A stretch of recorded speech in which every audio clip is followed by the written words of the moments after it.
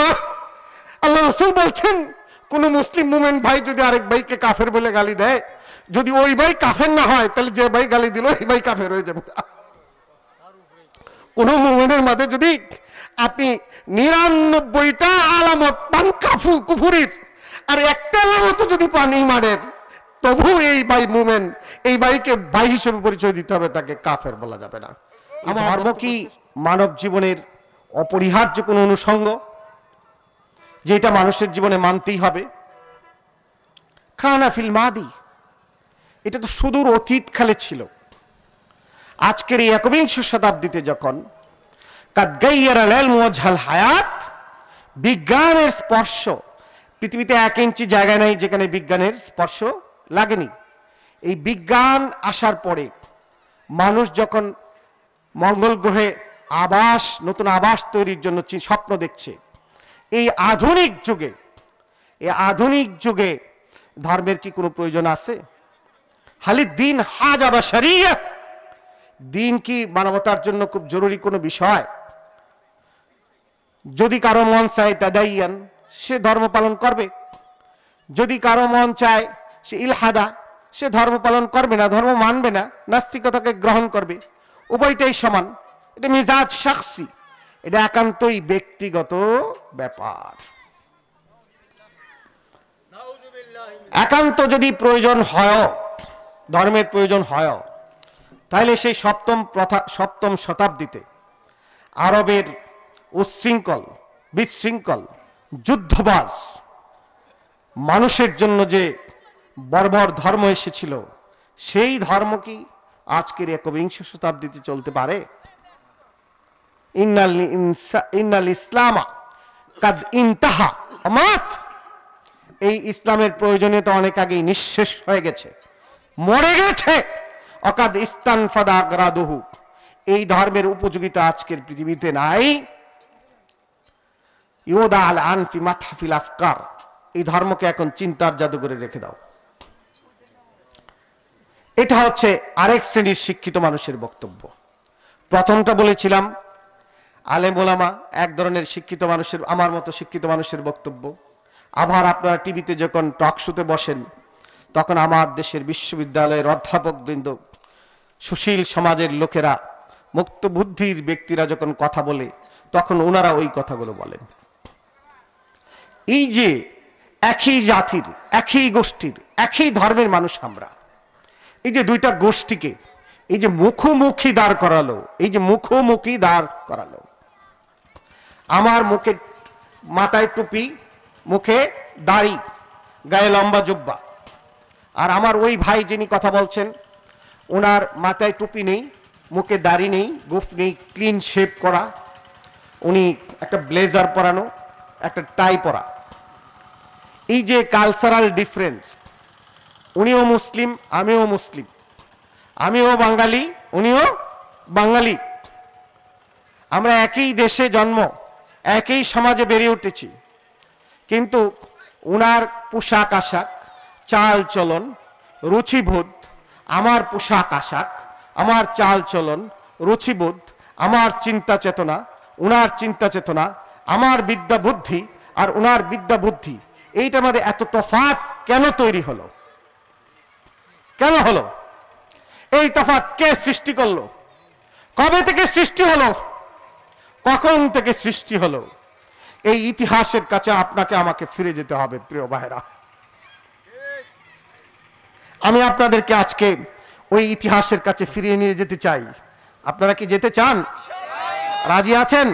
আচ্ছা প্রিয় ভাইরা, আমি আপনাদেরকে যে ইতিহাসের কাছে নিয়ে যেতেছিলাম, মনে হয় ওই ইতিহাসের কাছে আপনাদেরকে ফিরিয়ে নেওয়া সম্ভব হবে না, সময় হবে না।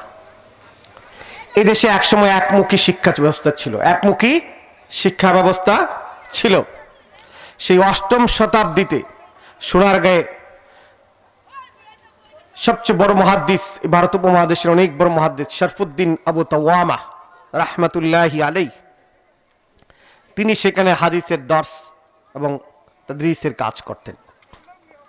আপনারা শাহজালাল মুজাদ্দেদে আমিনীর কথা শুনেছেন। তিনি ৪র্দশ শতাব্দীর শেষের দিকে এই দেশে, ৪র্দশ শতাব্দীতে শুরুর দিকে এই দেশে আগমন করেছিলেন। তার একজন শিষ্য ছিল নাসিরউদ্দিন সিপাহ সালার। তিনি তরফ আপনার হবিগঞ্জের যে চুনারুঘাট, সেই চুনারুঘাটে তিনি মাদ্রাসা প্রতিষ্ঠা করে সেখানে দ্বীনি এলেমের এক বড় মার্কাজ, centre of knowledge, garden of knowledge প্রতিষ্ঠা করেছিলেন। এবং এইখান থেকে যে সমস্ত উলামায়ে কেরাম তৈরি হইতেন, উনাদেরকে দিল্লির রাজা বাদামি শিক্ষা ছিল। এই দেশের মানে মন্ত্রী, মিনিস্টার, এমপি বলেন, রাজনীতিবিদ বলেন, শিল্পপতি বলেন, একটা দেশ, একটা সমাজকে নিয়ন্ত্রণ করার জন্য যে নেতৃত্ব দেয় যে গোষ্ঠী, তারা সবাই ছিল উলামায়ে কেরাম, আলেম।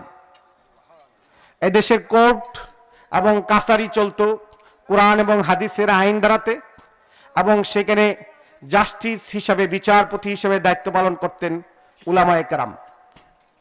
আপনাদের কি বিশ্বাস হয়? হ্যাঁ, বিশ্বাস হবে। আমি আপনাদেরকে আর একটু সত্যের মুখোমুখি করি। আপনারা আদালত চিনেন? আদালত, এটা কি আরবি শব্দ না? ইংরেজি হচ্ছে কোর্ট, বাংলা হচ্ছে বিচারালয়। আপনারা কেউ বিচারালয় চিনেন? চিনেন না, কিন্তু আদালত চিনেন। হাকিম চিনেন? হাকিম কি আরবি শব্দ না? যিনি হুকুম জারি করেন তাকে কি বলা হয়? হাকিম। ওয়াকিল চিনেন? ওয়াকিল আরবি শব্দ, ইংরেজি হচ্ছে অ্যাডভোকেট। ওয়াকিল, মুখতার। আপনি আদালতে যায়, এজলাস, সেরেস্তা, আপনি আদালতে গিয়ে আদালতে একটা সিভিল মামলার ড্রাফট যদি করেন, তাহলে এখানে যে পরিভাষা ব্যবহৃত হয় 80% পরিভাষা হচ্ছে ইসলামী পরিভাষা, যে পরিভাষাগুলো নীরব সাক্ষী হয়ে দাঁড়িয়ে আছে যে এক সময় এই কোর্ট, এই আদালত কোরআনের আইনে পরিচালিত হতো। প্রিয় ভাইয়ের আমার, আমি যদি ব্যাখ্যা বিশ্লেষণ করি, মাঠ পর্চা, পর্চা চিনলাম, পর্চা ফার্সি শব্দ। সাফ কবলা, এটা কি আরবি শব্দ। ইশাদি, সাক্ষী, এটা কি আরবি শব্দ। সহি মুরির নকল আনেন না? সহি মোহরাকৃত নকল, আরবি শব্দ। সহি মোহরাকৃত নকল। মানুষ মারা গেলে মুসাবিদা, মানুষ মারা গেলে পুলিশ এসে কি করে? সুরত হাল, সুরত হাল, এটা কি আরবি শব্দ। ময়না তদন্ত, এটার আরবি হচ্ছে মুআয়ানা, মুআয়ানা আরবি শব্দ। আমি যদি একটা একটা করে বিশ্লেষণ করি, তাহলে এই আদালতের যত টার্ম আছে, নাজির, আদালতের যত পদ পদবি আছে, মানসাব আছে, এবং যত কাগজপত্র, যত সেরেস্তা টেরেস্তা, ইজলাস টিজলাস যাই বলেন, এই সমস্ত মুনসেফ, হাকিম, মুনসেফ, ওয়াকিল, মুখতার, এই সবগুলো হচ্ছে আরবি শব্দ। প্রিয় ভাইরা, এই শব্দগুলো বলে দিচ্ছে, এই পরিভাষাগুলো বলে দিচ্ছে যে এই দেশে একসময় কোরআনের আইন ছিল এবং উলামায়ে কেরাম সেখানে বিচার ফাইসালা করতেন। এদেশে প্রচুর ওয়াকফ স্টেট ছিল, প্রচুর ওয়াকফ স্টেট ছিল। এক একটা ওয়াকফ স্টেটের অধীনে কোটি কোটি ডলার থাকতো, হাজার হাজার লাখ লাখ বিঘা সম্পত্তির মালিক ছিল এক একটা ওয়াকফ স্টেট। এক একটা ওয়াকফ স্টেটের অধীনে এক একটা বোর্ড ছিল, শিক্ষা বোর্ড, মসজিদ ছিল এবং একটা শিক্ষা বোর্ড, একটা মাদ্রাসা না, একটা ওয়াকফ স্টেটের অধীনে একটা বোর্ড ছিল, শিক্ষা board.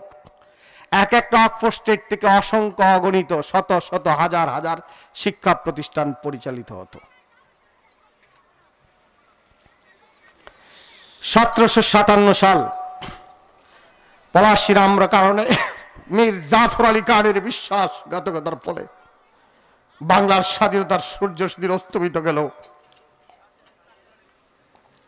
British east India company এই দেশকে দখল করলো।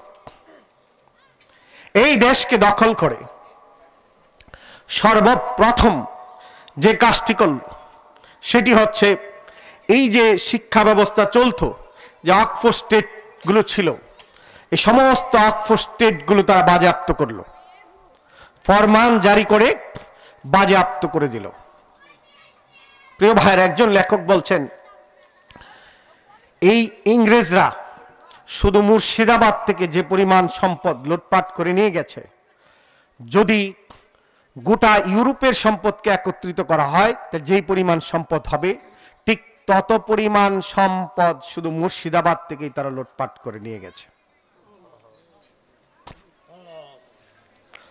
এরা প্রথমে এসে আমাদের অক্সফোর্ড স্টেটগুলো কেড়ে নিল এবং উলামায়ে কেরাম ছিলেন নেতৃত্বে। উলামায়ে কেরামের যত স্থাবর অস্থাবর সম্পত্তি ছিল সমস্ত সম্পত্তি তারা বাজেয়াপ্ত করলো এবং ফরমান জারি করলো, হুলিয়া জারি করলো। এদের সম্পদ বিক্রি করে হুলিয়া জারি করলো যে অমুক আলেমকে যদি কেউ ধরে দিতে পারে জীবিত অথবা মৃত, তাহলে তাকে এত হাজার রুপি পুরস্কার হিসেবে দেওয়া হবে। প্রিয় ভাইরা, উলামায়ে কেরামের এই অবস্থাটাকে আমরা তিনটি ভাগে ভাগ করতে পারি। একটি ভাগ হচ্ছে একদল উলামায়ে কেরামকে তারা ফাঁসিতে ঝুলিয়ে হত্যা করলো, আরেক দল উলামায়ে কেরামকে আন্দামান দ্বীপে তারা নির্বাসিত করলো, জেলখানায় আটকে ফেললো। আরেক দল উলামায়ে কেরাম তাদের স্থাবর অস্থাবর সমস্ত সম্পত্তি যখন তারা বাজেয়াপ্ত করলো এবং তাদের বিরুদ্ধে যখন হুলিয়া জারি করলো যে জীবিত অথবা মৃত যদি তাকে ধরে দেওয়া হয় তাহলে তাকে মানে পুরস্কার দেওয়া হবে, তখন উলামায়ে কেরাম তাদের আত্মপরিচয় গোপন করে প্রত্যন্ত নিবৃত অঞ্চলে গ্রামে গঞ্জে এসে এলাকার মহল্লার মানুষকে বলছে যে আপনার এলাকায় একটা পাঞ্জাগানা মক্তব করেন, আমাকে এখানে থাকার একটু সুযোগ দেন, আমি আপনাদের সন্তানদেরকে পড়াবো আর 5 ওয়াক্ত নামাজ পড়াবো, এর বদলা আপনারা আমাকে শুধু খাইতে দিবেন আর থাকতে দিবেন। আপনারা এখন যে প্রবাদটা শুনেন যে মোল্লার দৌড় মসজিদ পর্যন্ত, এই মোল্লার দৌড় মসজিদ পর্যন্ত মোল্লারা তো মসজিদে ছিল না, তারা ছিল কোর্টে, তারা ছিল মানে মন্ত্রী, তারা ছিল দেশের নেতৃত্বে, দেশের শীর্ষস্থানে তারা ছিল। এই যে মসজিদে আর এই মক্তবে ঢোকার সংক্ষিপ্ত ইতিহাস হচ্ছে এই যে তার সমস্ত স্থাবর অস্থাবর কোটি কোটি ডলারের সম্পদ যখন বাজেয়াপ্ত করে তার বিরুদ্ধে হুলিয়া জারি করলো যে তাকে যদি কেউ মৃত অথবা জীবিত ধরে দেয় তাহলে তাকে এত হাজার রুপি পুরস্কার দেওয়া হবে, তখন তিনি তার আত্মপরিচয় গোপন করে শহরনগর বন্দর ছেড়ে প্রত্যন্ত অঞ্চলে নিবৃত অঞ্চলে পল্লী গ্রামে এসে এক মক্তব বা পাঞ্জাগানা মসজিদ তৈরি। উলামায়ে হিন্দ কা শানদার মাজি মৌলানা মোহাম্মদ মিয়া এই গ্রন্থটির লেখক। ইসলামী ফাউন্ডেশন অনুবাদ করেছিল আলিম সমাজের বিপ্লবী ঐতিহ্য। এই গ্রন্থকার লিখেছেন যে আমাদের সোনারগাঁ থেকে যশোরের ভিতর দিয়ে সিন্ধু অববাহিকা পর্যন্ত শেরশাহী গ্র্যান্ড ট্রাঙ্ক রুট ছিল। ওই রোডের উভয় পার্শ্বে লক্ষ লক্ষ বৃক্ষ ছিল, একটা বৃক্ষ বাকি ছিল না যে বৃক্ষে অন্তত একজন আলেমকে ফাঁসিতে ঝুলানো হয়নি। প্রিয় ভাইরা, কখনো কখনো উলামায়ে কেরামকে ফাঁসিতে ঝুলিয়ে হত্যা করত, কখনো কখনো ফায়ারিং স্কোয়াডে হত্যা করে চৌরাস্তার মোড়ে গাছের মধ্যে ঝুলিয়ে রাখতো, এই জন্য যে কারো মাঝে যেন ব্রিটিশদের তাড়ানোর স্বাদ জাগ্রত না হয়, মুক্তিযুদ্ধের চেতনা জাগ্রত না হয়, ব্রিটিশ বিরোধী আন্দোলনের কোন স্বাদ যেন কারো মাঝে না জাগে। আরেকজন গ্রন্থকার বলছেন কাদ ইউশান্নিকু মিয়াতা আলফ আলেম ওয়াহিদ ফাকাত ফি বাঙ্গাল বিতাহমাতিল ওয়াহাবিয়্যা।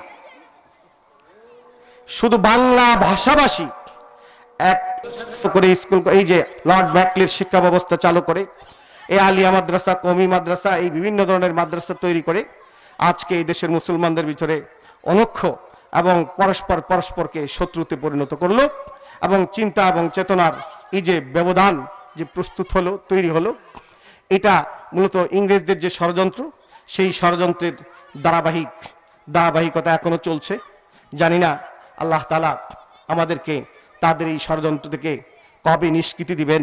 আজকে আলিয়া মাদ্রাসার আলেমরা কওমি মাদ্রাসার বিরুদ্ধে ফতোয়া দিচ্ছে, কওমি মাদ্রাসার আলেমদের বিরুদ্ধে ফতোয়া দিচ্ছে। ইউটিউবে যদি ঢুকেন তাহলে দেখবেন বাংলাদেশে এরকম কোনো আলেম নাই যার বিরুদ্ধে নোংরা কথাবার্তা নেই। একজন আলেম আরেকজনের বিরুদ্ধে বক্তৃতা দিচ্ছে, আরেকজন আলেম আরেকজনের বিরুদ্ধে বক্তব্য দিচ্ছে। ভাই, আল্লাহ তাআলা বলতেছে ইন্নামাল মুমিনুনা ইখওয়া, মুসলমানদের ঐক্য এটা আল্লাহ তাআলার বড় নিয়ামত, আর মুসলমানদের আদাওয়াত বাগাওয়াত এটা আল্লাহর গজব। ইন্নামাল মুমিনুনা ইখওয়া, আল্লাহ তাআলা বলতেছে মুমিনরা আখ শাকিক, এক সহোদর ভাই যেরকম আরেক সহোদর ভাই, এরকম সহোদর ভাই। এই যে আদাওয়াত বাগাওয়াত, এই অনৈক্য ছিল তো মক্কার কাফেরের মাঝে। ওয়াজকুরু নি'মাতাল্লাহি আলাইকুম ইয কুনতুম আদাআন ফাআল্লাফা বাইনা কুলুবিকুম ফাআসবাহতুম বিনি'মাতিহি ইখওয়ানা। আল্লাহ তাআলার বড় নিয়ামত যে আল্লাহ তাআলা মুসলমানদেরকে ভাই ভাই করে দিলেন। কেমন ভাই ভাই করে দিলেন? ওয়াইফতিরুনা আলা আনফুসিহিম ওয়ালাউ কানা বিহিম খাসাসা। মদিনায় যখন হিজরত করিয়া মক্কার মুহাজিররা গেল, তখন মদিনার মুহাজিররা যার দুইটা স্ত্রী আছে, একটা স্ত্রী তালাক দিয়ে দিল মদিনার মুহাজির ভাইদের জন্য। যুদ্ধের ময়দানে একজন আহত সাহাবী পানি চাচ্ছেন, পানি নিয়ে উপস্থিত হলো। ইতিমধ্যে আরেকজন সাহাবী বলতেছে পানি। ওই সাহাবী পানি না খেয়ে বলতেছে আমার ওই ভাইকে খাওয়াও।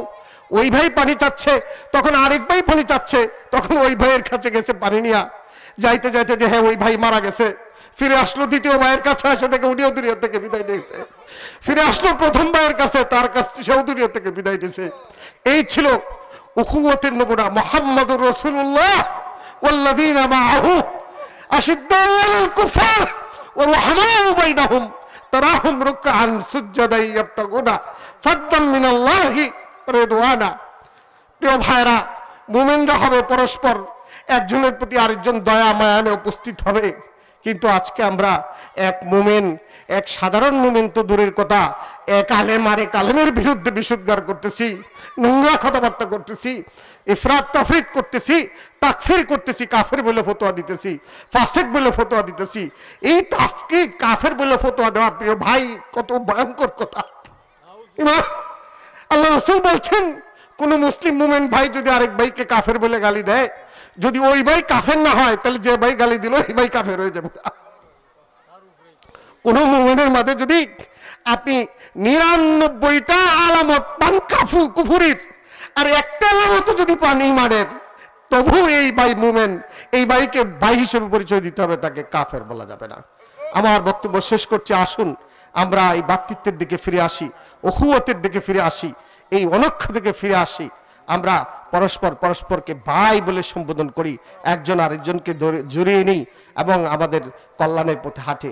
আল্লাহ তাআলা আমাদের সবাইকে হেদায়েত নসিব করুন।